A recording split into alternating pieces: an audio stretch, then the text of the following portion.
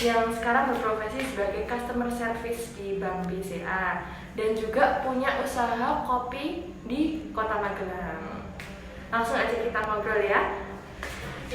Oke Kak Odis, jadi sore ini aku minta waktunya sebentar karena mau tanya-tanya beberapa hal. Oke. Kan Kak Odis ini kan selain jadi customer service di BCA, Kak Odis juga punya usaha kopi di Magelang. Tuh 2 sekaligus teman-teman, hebat banget ya. Itu strategi mengawali karirnya tuh gimana sih? Strategi mengawali karir ya, sebenarnya kalau misalkan dari pertama customer service dulu tuh sebenarnya kan karena emang pengen punya usaha, berarti kan emang harus ada modal nih. Modalnya dari mana? Dari kerja dulu. Ikut orang dulu ya Kak? Iya, dan kalau dibilang sih kan kalau misalkan mau usaha juga harus tahu disiplin-disiplinnya kayak gimana. Makanya belajar disiplin itu dari ikut orang dulu. Kita bisa tahu disiplin itu kayak gimana. Kemudian peraturan-peraturan yang nanti bisa diterapkan di usahanya nanti. Gitu. Jadi akhirnya berani taking a risk untuk bikin usaha. Gitu. Dan itu juga berarti ini nyambung ya Kak ya sama gimana Kak Odis mengawali karir buka usaha itu juga ya. Saling berkesinambungan. Nah berarti kan Kak Odis kan punya 2 peran ya di sini ya, sebagai seorang karyawan sekaligus juga pengusaha. Gimana sih Kak Odis caranya membagi waktunya? Terus caranya Kak Odis bekerja dengan 2 peran itu tuh kayak gimana? Kak Odis bekerjanya secara multitasking atau sistematis terstruktur kayak gitu? Kalau caranya sih jelas harus multitasking ya, soalnya kan kedai sendiri ada di Magelang, sedangkan aku kerja ada di Jogja. Nah kalau misalkan nggak pakai multitasking kayak gitu susah. Jadi caranya multitasking ya sesempatnya gimana aku tetap bisa ngurusin kedaiku, dan di kedai juga aku harus punya orang kepercayaan nih. Nah jadi di kedai situ ada yang namanya kepala kedai, itu yang jadi istilahnya supervisornya lah. Jadi itu bisa ngasih tahu info terbaru ke aku, atau ada masalah apa langsung up ke aku. Jadi nggak perlu harus semua karyawan satu-satu untuk tanya ke aku atau ganggu aku pas lagi kerja kayak gitu loh. Jadi tetap harus punya orang kepercayaan ya, biar lebih mudah ya. Jadi kalau misalkan mau hubungin kan biasanya bisa pegang HP kan setelah jam layanan. Nanti setelah jam layanan itu paling disempetin dulu telepon kayak gitu, tanya misalkan ada sesuatu, misalkan kendala atau apa, atau misalkan promo, atau misalkan butuh bahan baku apa kayak gitu, nanti bisa lewat telepon sekitar habis jam layanan. Jadi harus berarti padat banget ya jadwalnya ya Kak ya? Ya sedikit multitasking sekali. Terima kasih. Terus berarti dalam proses karirnya Kak Odis, pembelajaran apa yang sudah Kak Odis lakukan, Kak Odis dapatkan? Ya banyak sih, kalau misalkan karena punya 2 role yang tadi sama kayak kita bilang. Jadi kan ya itu secara kerjanya bisa jadi ini multitasking kan, dan itu juga dua-duanya harus jalan karena dua-duanya punya tanggung jawab gitu loh. Jadi ketika gimana berperan sebagai karyawan dan juga harus tentang target-target tentang kantor juga harus jalan, dan sampai usahanya juga nggak jalan karena kan kita punya karyawan tuh. Nggak mungkin juga kan kalau misalkan kita nggak tanggung jawab sama karyawan kita gitu. Jadi tetap harus bisa bertanggung jawab akan dua-duanya. Jadi Kak Odis selama proses itu Kak Odis juga belajar ini ya Kak, bertanggung jawab, berdiri ya, multitasking, kepemimpinan gitu. Oke sorry ya teman-teman, kita pindah lokasi karena di dalam agak-agak noise. Lanjut ya Kak Odis ya. Tadi kan yang di awal kan akan tanya tentang bagaimana Kak Odis mengawali karir, strategi Kak Odis mengawali karir sampai sekarang Kak Odis sudah apa ya istilahnya, sudah mulai bisa berjalan dengan stabil karirnya. Nah itu sekarang yang mau tak tanyain tuh strategi mengembangkan karir dari Kak Odis ala Kak Odis. Waduh, strategi mengembangkan karir. Strateginya sih sebenarnya tetap yang pertama harus konsisten. Konsisten. Dan juga kalau misalkan sebenarnya kan langkah pertama selalu yang terberat ya teman-teman.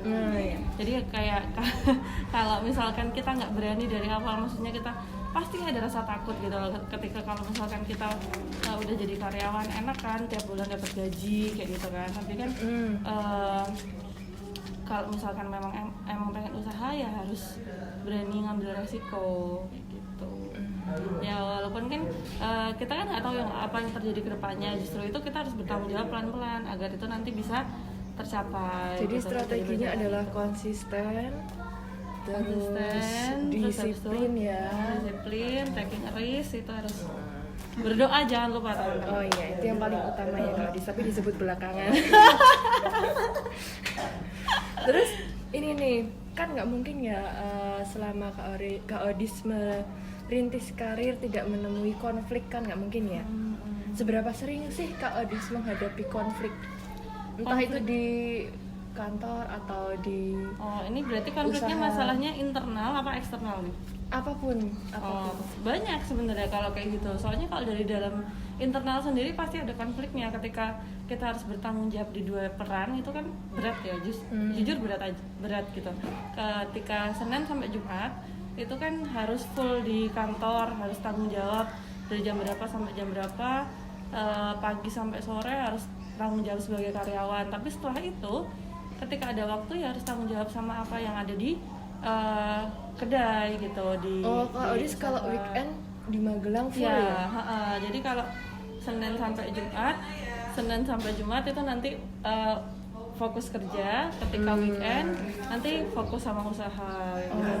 Sebenarnya konflik internalnya tuh kayak ya mungkin ada di satu titik pasti ngerasa capek banget karena kerjanya jadi kayak 7 hari gitu ya. Burnout gitu. nggak ada apa? Kayak nggak ada istirahat.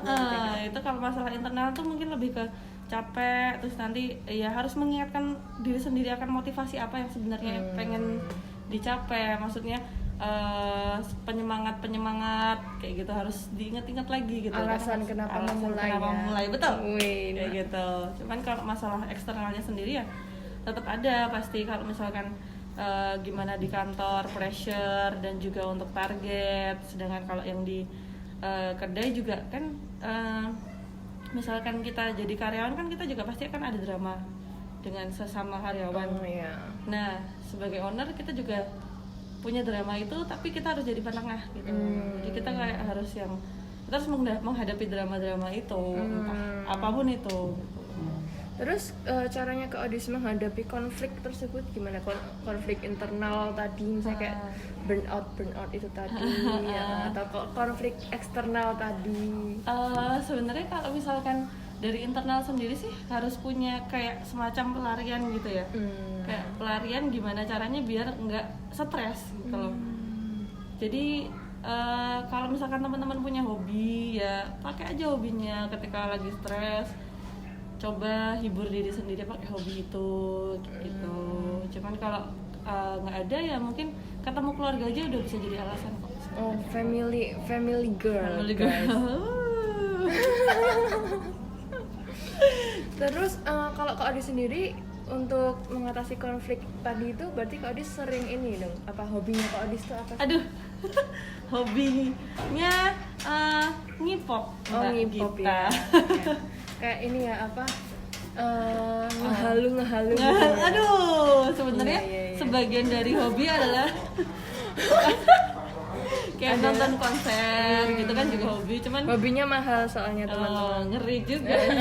Setahun sekali gitu kayak lebaran udah. Hobinya mahal tapi kerjanya kerja keras. Nggak apa-apa. Oke, masuk di pertanyaan terakhir Kak. Dari cepet banget kok. Cepet banget ya. Apa kita perpanjang lagi ya? Oh iya, tak tambahin pertanyaannya. Jangan sudah maghrib. Mau pulang ya. Mau pulang. Ya, selama merintis karir Kak Odis tuh apa sudah memberi manfaat buat orang lain? Terus manfaat yang diberikan tuh buat orang lain tuh apa sih? Gitu. Kalau misalkan ya karena dua peran ya berarti dua peran lagi. Jadi ketika kalau misalkan manfaat buat orang lain ya harus bisa memenuhi ekspektasi yang ada di kantor jelas gitu kan. Ketika kalau misalkan ada sesuatu yang harus dikerjakan ya harus on time, ya harus follow up nasabah kan, kalau sebagai CSO kan nggak bisa masalah itu sehari selesai. Jadi harus follow up kayak gitu ya.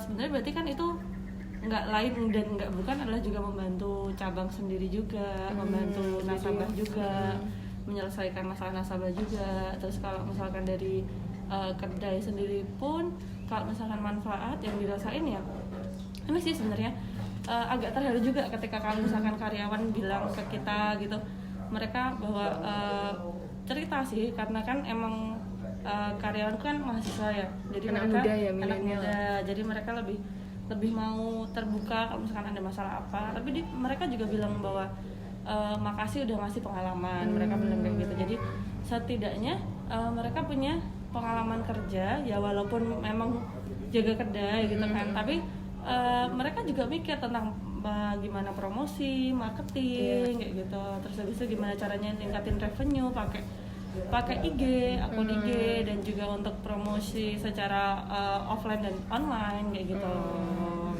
Manfaatnya juga kayaknya berarti Kak Odis juga memberikan lapangan pekerjaan buat orang-orang ya. Keren juga. Luar biasa. Kayaknya cukup ini angin-anginnya sudah menandakan kita suruh cepat pulang. Terima kasih buat waktunya ya Kak Odis ya. Semoga ini menginspirasi teman-teman semua. Masih muda, cantik jelita. Terus karirnya sudah Amin. matang, amin. Amin. Terima kasih Kak Odis. Sama-sama.